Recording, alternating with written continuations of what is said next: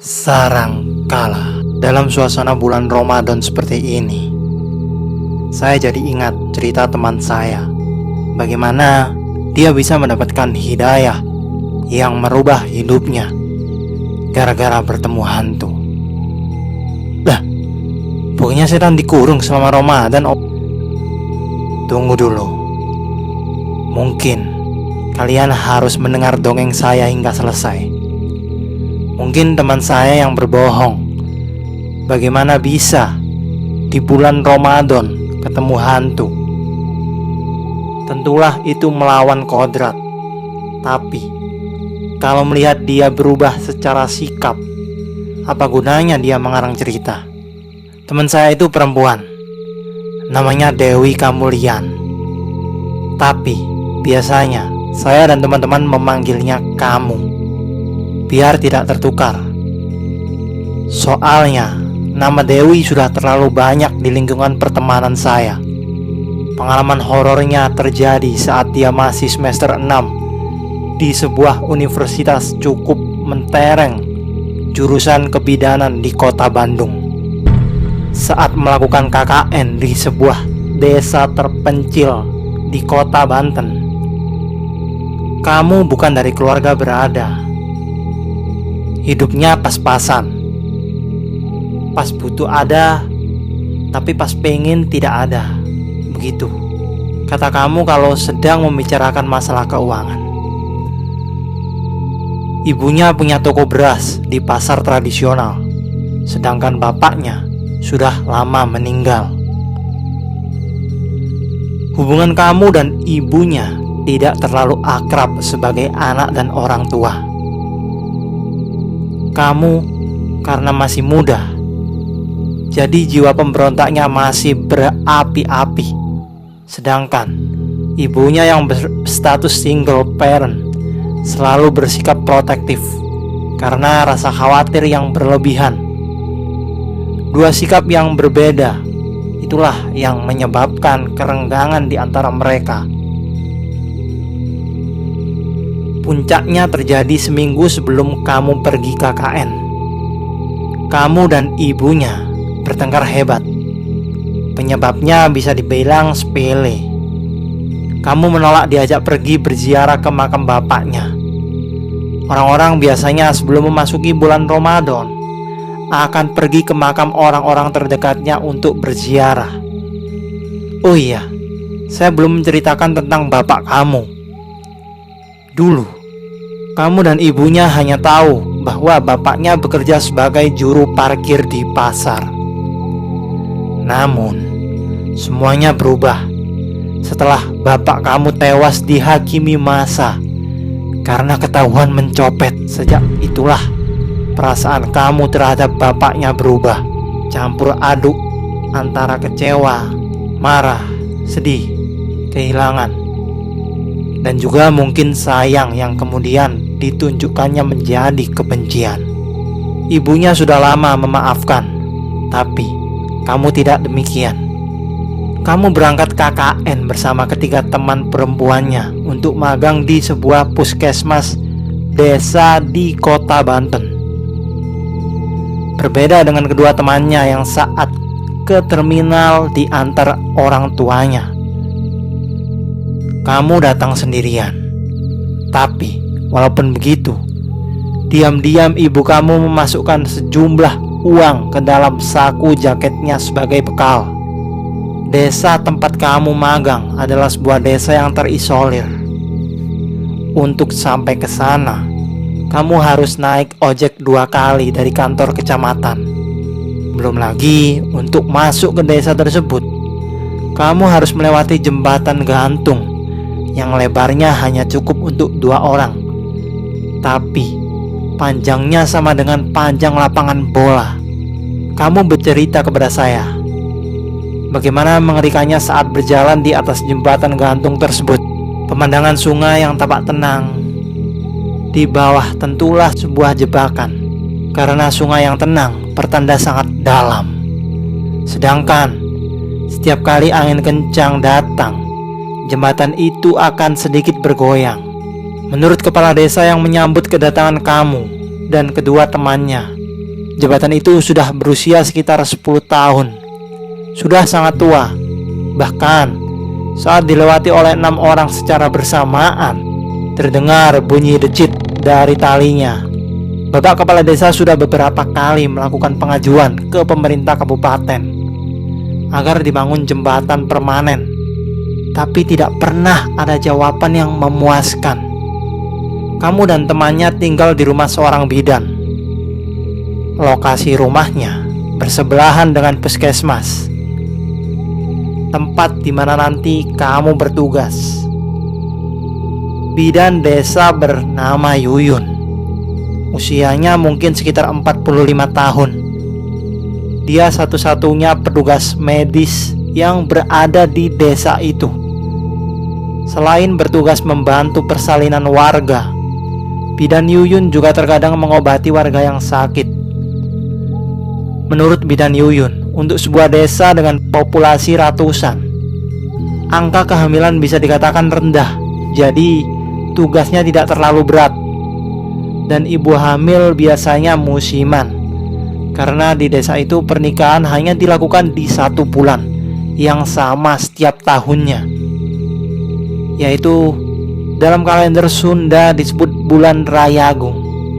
Bulan itu sangat baik untuk melakukan hajat besar. Setiap rumah di desa ini memiliki halaman yang luas, sehingga jarak antar rumah cukup jauh. Dikelilingi perbukitan dan hutan, desa menjadi tersembunyi. Udara yang sangat segar, bahkan suara burung masih bisa terdengar.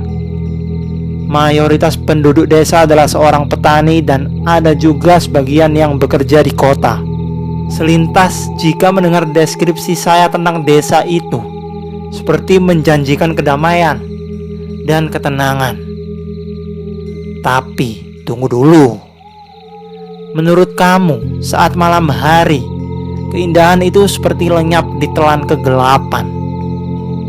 Walaupun listrik sudah masuk desa, tapi warga masih menggunakan lampu bulat berwarna kuning dengan daya 5 watt sebagai penerangan di dalam dan teras rumahnya. Juga tidak ada lampu jalan, membuat suasananya di desa sedikit mirip seperti desa yang selalu digambarkan di dalam film-film horor seperti Susana.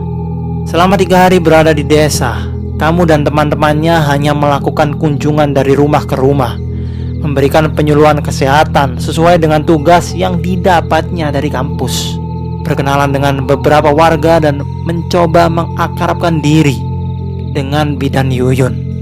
Bidan Yuyun ini tinggal sendiri, tidak ada anak dan suami. Kamu belum tahu sepenuhnya tentang Bidan Yuyun. Sekalipun dia sangat baik dan ramah, tapi dia belum pernah menceritakan mengenai dirinya. Di saat hari keempat, kamu berada di desa. Hari itu adalah hari awal dari puasa Ramadan. Kamu bersama kedua temannya, Sari dan Indah. Juga Bu Yuyun bangun jam 3 dini hari untuk menyiapkan santapan sahur. Kamu tidak banyak membantu selain memotong sayuran dan mencucinya.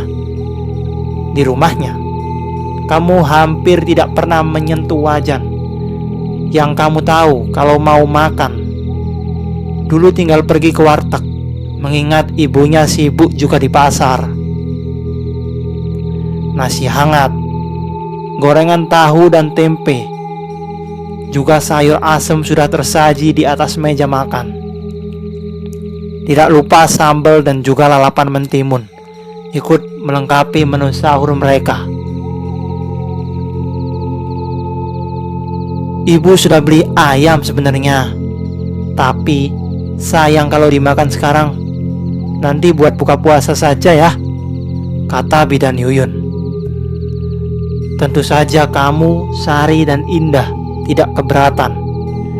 Yang menjadi selera makan mereka tidak lahap bukan karena menu makanannya, tetapi karena rasa kantuk yang menyerang. Melihat ketiga remaja putri ini tidak berselera, Bidan Yuyun mengajak mereka berbincang sambil menikmati makanan. Kalian kan dari kota, pasti pemikiran kalian lebih modern. Tapi ibu pesan, walaupun begitu, kalian harus tetap menghormati tradisi dan kepercayaan adat desa ini ya. Tentu saja, Bu, kamu menjawab. Ibu belum tahu tepatnya, tapi dalam waktu dekat ini ada seorang warga yang hendak melahirkan. Kalian nanti bisa ikut, tapi resikonya kalau di desa, kitalah yang harus datang ke rumah pasien. Panggilan itu bisa datang kapan aja, siang ataupun malam, kata Bu Yuyun. Baik, Bu, tapi kenapa tidak ibu hamilnya saja yang dibawa ke puskesmas? Kata kamu, terlalu beresiko. Kalian tahu sendiri bagaimana kondisi jalan di sini tidak seperti di jalanan di kota. Enak sudah pakai aspal, di sini bebatuan. Apalagi musim hujan seperti sekarang, jalanan licin, terlalu berbahaya buat ibu hamil, kata Bu Yuyun. Kalian juga nanti jangan terlalu kaget bila warga di sini masih melakukan semacam ritual-ritual kecil ya saat memiliki bayi. Tradisi kuno yang masih dipertahankan dan dipercayai, lanjut Bu Yuyun. Ritual? Seperti ritual-ritual aneh untuk memanggil setan dalam film, Bu, kata kamu. Hush, tidak seperti itu juga. Nanti kamu bakal tahu sendiri, kata Bu Yuyun. Ritual yang aneh, Bu, lanjut temannya Yuyun. Tidak, masih wajar.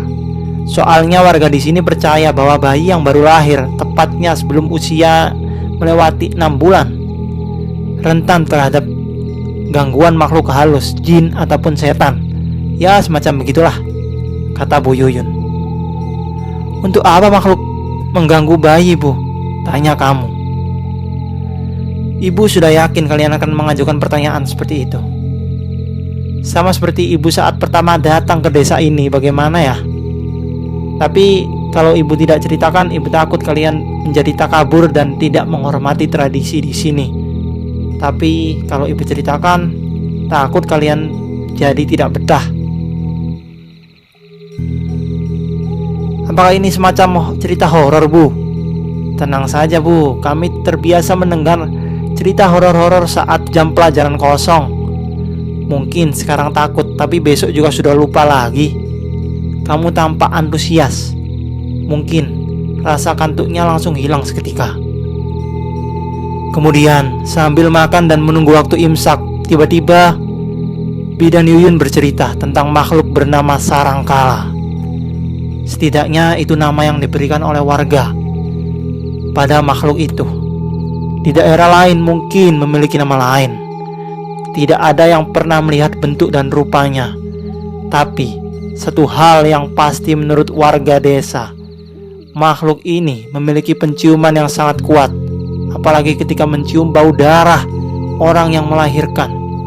Konon ritual-ritual yang dilakukan warga desa saat memiliki bayi dipercaya bisa mengusir makhluk bernama Sarangkala ini. Mungkin itu semacam harimau atau serigala, Bu. Kalau dia tinggalnya di hutan sangat masuk akal. Kamu menyela cerita Bidan Yuyun. Bidan Yuyun tidak melanjutkan ceritanya. Wajahnya nampak murung seketika. Dia mengiyakan pendapat kamu bahwa Sarangkala adalah harimau. Mungkin hanya agar dia punya alasan untuk tidak melanjutkan cerita. Suara speaker masjid terdengar, mengingatkan waktu imsak sebentar lagi. Kamu beranjak dari kursi karena perut terasa mulas. Kamu pergi ke dapur dan membuka pintu belakang. Keadaan di luar sangatlah gelap, kecuali cahaya kuning yang menyinari pintu kamar mandi terlihat beberapa meter di depan. Padahal waktu sudah menunjukkan jam 4 pagi, namun suasana di luar seperti jam 12 malam. Tidak ada suara jangkrik yang terdengar. Semua terasa sunyi. Bulu kuduk kamu merinding. Mungkin kamu masih terpengaruh oleh cerita horor Bidan Yuyun. kamu melihat ke arah sumur. Ember yang tergantung seperti tampak bergoyang tertiup angin. Walaupun merasa sedikit takut, tapi kamu tidak punya pilihan lain. Perut kamu yang terasa mulas sudah tidak bisa ditahan. Bersambung.